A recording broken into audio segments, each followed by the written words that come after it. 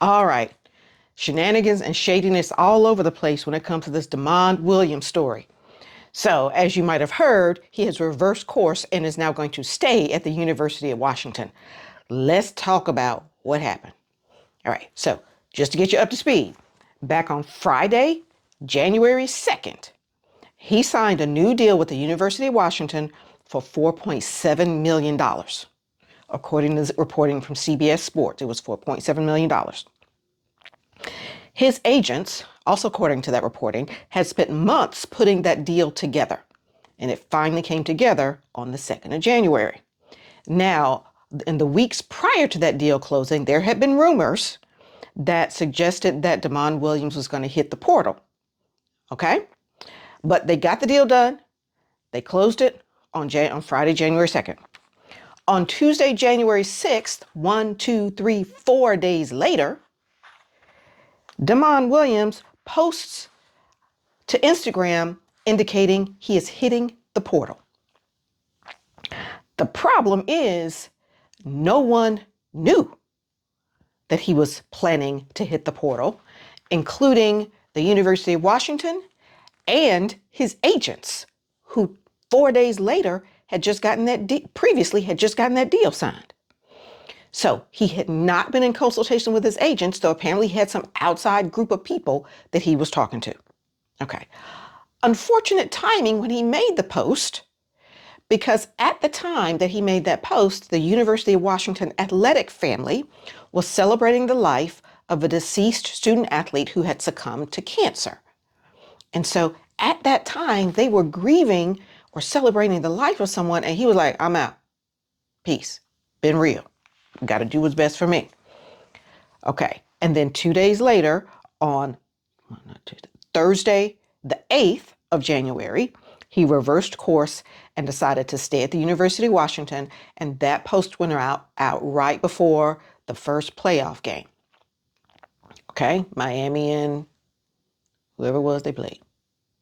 Okay. All right. So what happened? Now, as I talk about what happened to you, I'm putting on my lawyer hat.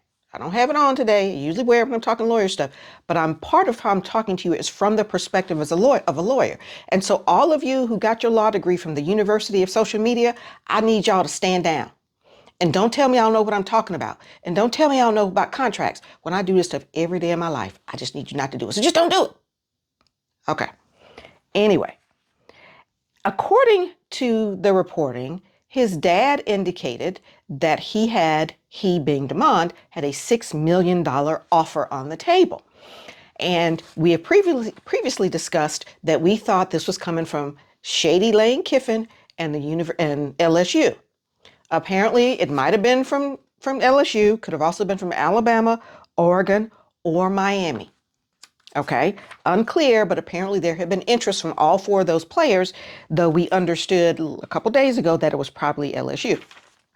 Now, after he made that post indicating that he was hitting the portal, his agent, who also represented the head coach for the University of Washington, ended the representation effective immediately because the agent did not know that he was planning to do this, and the agent can't represent the kid, the athlete, and the coach when those two perspectives are now in conflict with each other. So he's like, I don't represent him anymore. Okay. So now the athlete, Demond Williams, does not have an agent. Okay. The University of Washington indicated that under the terms of the agreement, they did not have to enter him into the transfer portal. So notwithstanding the fact that he was hitting the portal, they were not going to enter him into the portal. Now, they had 48 hours after he provided his paperwork to actually enter the portal. Don't know if he ever provided his paperwork, but they said, we're not doing it. Okay. And the University of Washington indicated they would look to enforce the agreement. And the Big Ten said, we got your back. We're going to look to enforce it, help you enforce it as well. And as I understand it, the contract had a significant buyout. Okay. Now, at this point, Demond Williams engages Darren Heitner, who's a sports attorney out of Miami. Darren Heitner is the attorney that Xavier Lucas had. And if you remember Xavier Lucas, he was the athlete, the freshman at Wisconsin that had just finished signing a new deal with the university. And then he decided he wanted to hit the portal and transfer to University of Miami because Miami also got property in Shadytown. Okay. Wisconsin's like, no, we're not entering you into the portal. They were not able to get any resolution. So Darren Heitner advised his client to withdraw wholesale from Wisconsin and go and be admitted as a new student, not a transfer, at the University of Miami. And that is what happened. You may recall that Xavier Lucas had a pretty good year. And in that playoff game, unfortunately, he got ejected for targeting. So he's going to be missed for the first half of the contest with Indiana in about a week and a half.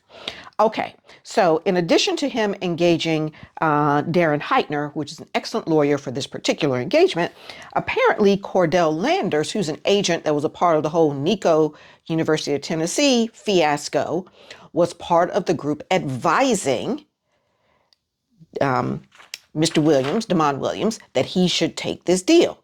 Now, Cordell Williams says that he was not working with Demond Williams and was not his agent. Well, it was not clear that he was able to engage a new agent because this is kind of shady, and which agent wants to follow up on this? In any event, it wasn't clear that he had a new agent. In any event, it started getting messy, and the school, whoever the university was in play, got antsy, and it is possible that they backed out of the deal because they were concerned that they were going to get sued, or maybe they were going to owe that buyout. Okay, so behind the scenes, the University of Washington was continuing to have conversations with Mr. Williams to try to see if they could come to some resolution that was going to work for everybody. Okay, now Heitner's engagement and the fact that Demond Williams returned to Washington, to the university, pulled that off the table that he was going to transfer, suggests that that agreement that the University of Washington had with Demond Williams was one that could not be easily walked away from. So they had a tight agreement that bound Mr. Williams in a way that was not easy to unravel. And if it was enforceable, if the buyout was enforceable, that meant that whatever school was on the table that was going to take him would have to make the buyout in addition to paying him that $6 million. So let's just say the buyout was the full contract value, roughly $5 million for easy math. Okay, so $11 million. The buyout in these contracts counts against the rev share. Okay, so $20.5 million rev share, $11 million on one athlete. That's incredibly expensive. And with all the smoke, the school was like, I don't know. A lot of smoke, a lot of bad press. It was going to hit their bottom line and clearly have an effect on their recruiting going forward. And they probably backed out of the deal. Now, many of you indicate to me that, none of these contracts are enforceable because y'all went to the University of Social Media because they're pay for play. And guess what? None of these institutions are entering into contracts that are pay for play. Whether or not you think it is pay for play, the contract is not pay for play. And no university is going to do that because the rules say you can't do that. That would be a per se unenforceable contract. So this agreement was not pay for play, period, full stop. You're like, what was it? I don't know the services that he had to deliver because the contract is not public, but he had to deliver a set of services. In exchange for him delivering that set of services, which does not include playing football, he gets $4.7 million. Okay, so the contract appeared to be enforceable, and the fact that one of the best lawyers in the game could not figure out a way to get around it means that it was tightly drafted. Okay, and no school wanted that smoke. Okay, now, all y'all who tell me contracts are not enforceable, you need to understand that it appears that Demond Williams had an oral offer to pay him $6 million if he effectuated that transfer. Okay, but it was not in writing because a deal is not a deal like this until it's in writing. So they was like, I don't know if we're doing that. And so it looks like they backed out. So Mr. Williams backed out. Everybody backed out. Mr. Williams like, I'll just stay where I am. Okay. Because the university was going to seek to enforce that contract and whatever the terms of that agreement were. Now, he's going to eat some humble pie but he's still gonna get $4.7 million for a year's worth of services. So I don't have any, he'll be all right. He'll be all right. All right. I think it's important for us to briefly discuss what's the role of integrity here. Okay, because the athletic program that was recruiting him did not respect the contract that he had with the University of Washington. The head coach at that program did not respect the contract he had with the University of Washington. And the athlete himself did not respect the contract he had with the University of Washington.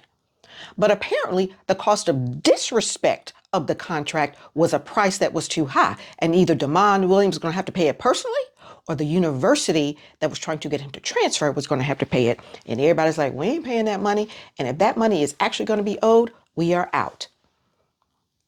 So the contract held. Now, as always, I'd like to know what you think. Let me know.